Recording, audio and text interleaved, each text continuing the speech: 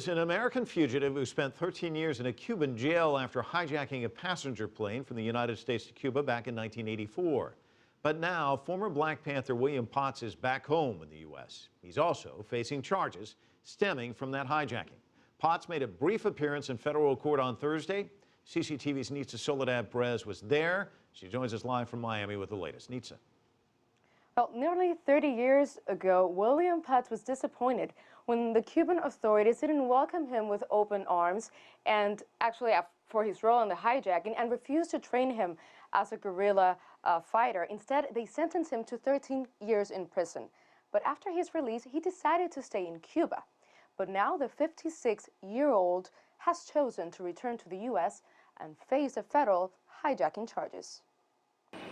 During the chartered flight that brought him to the United States, William Potts pondered about his future. I understand that I'll be taken into custody, and after I don't know what to expect. I really don't know what to expect. Worst case scenario, I go to prison, and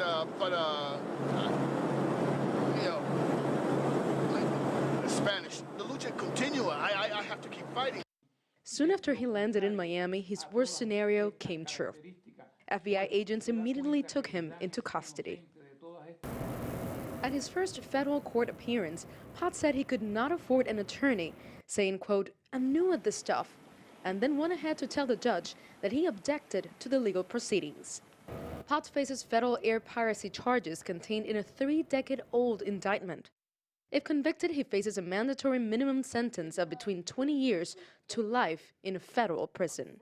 I did the crime, but I did the time. I paid the price for that crime that I committed. However, U.S. federal prosecutors are under no obligation to credit him with time served in a Cuban prison. Potts says he eventually wants to return to Cuba. The Cuban government may use him in many ways if they see some sort of a propaganda angle that they can use him. But as of right now, he left Cuba, he's here, he's going to face trial, he's going to go to jail. That's the end of the story for him. Potts will return to court this next Wednesday, when he'll be arraigned, and a hearing will be held to decide whether should he be released on bond or not. But this time, he'll have a public defender next to him. Nitza, a couple of questions. What was his demeanor in court? What was his attitude? And the other question I imagine some people are having is, why would he want to come back to the United States? And I suspect that has to do with family.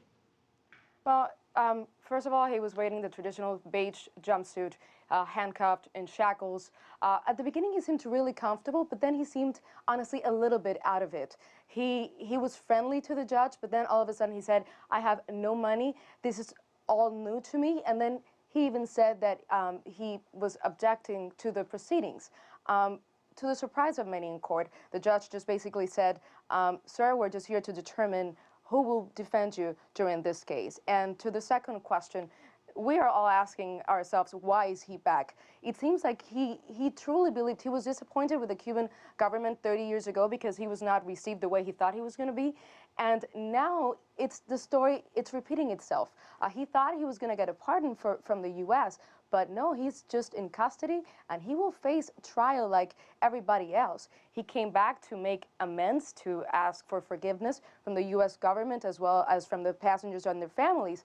But for now, it seems like he's just going to face justice like everybody else. Nitza Soledad Perez, live for us in Miami. Thank you. After the break,